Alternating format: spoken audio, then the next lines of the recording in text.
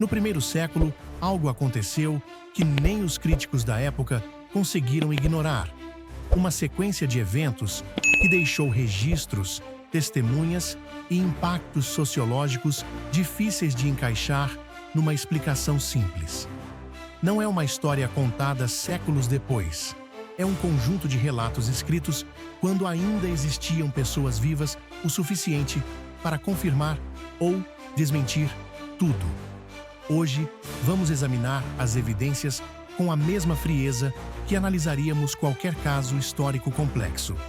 Documentos, padrões, comportamento de testemunhas e o efeito que tudo isso teve no próprio século em que ocorreu, sem propaganda, sem dogma, só o que a história entrega. A ressurreição de Jesus é o ponto de virada da história humana.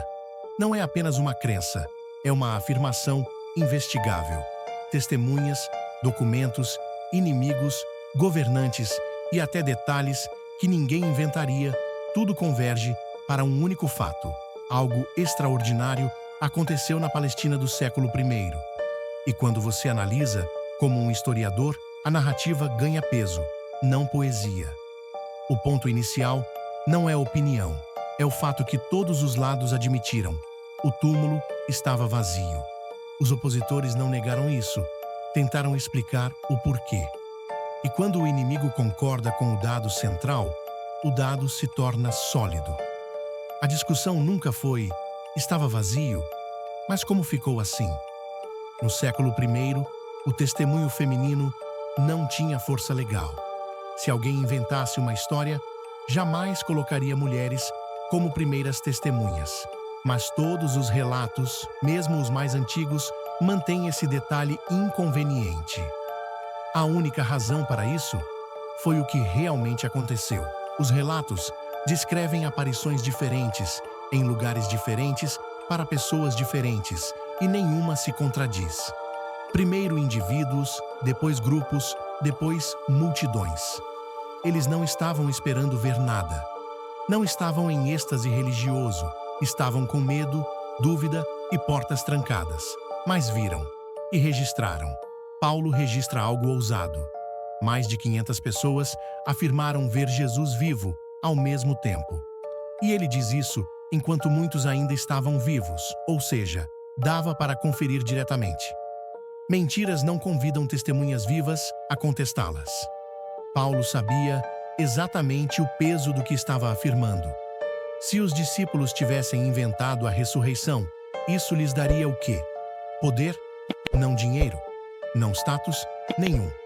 Todos foram perseguidos, presos, torturados, e nenhum voltou atrás.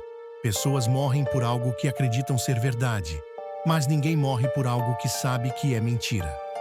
A ressurreição não aparece só nos textos cristãos.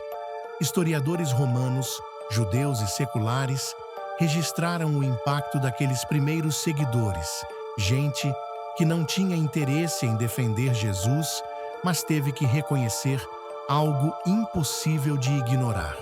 Aquele movimento só existia por causa de um evento explosivo. O túmulo vazio, as mulheres, as aparições, os 500, a transformação dos discípulos, os registros não cristãos. Nenhuma prova isolada explica tudo, mas juntas formam um quadro coerente, sólido e historicamente consistente. A pergunta deixa de ser, é mito? E se torna, o que mais explicaria isso? A ressurreição não é apenas um capítulo bíblico, é o epicentro da fé cristã e um dos eventos mais sólidos da história antiga. Não sobreviveu 2 milênios por fé cega, mas porque as evidências nunca foram superadas. Quando você olha para os fatos com honestidade, a conclusão parece menos religiosa e mais histórica. Quando colocamos todas as peças sobre a mesa, 3 fatos resistem ao escrutínio histórico. Número 1, o túmulo estava vazio, reconhecido até pelos opositores. Número 2, aparições múltiplas e em grupo, testemunhas independentes, em locais diferentes, descrevendo experiências semelhantes.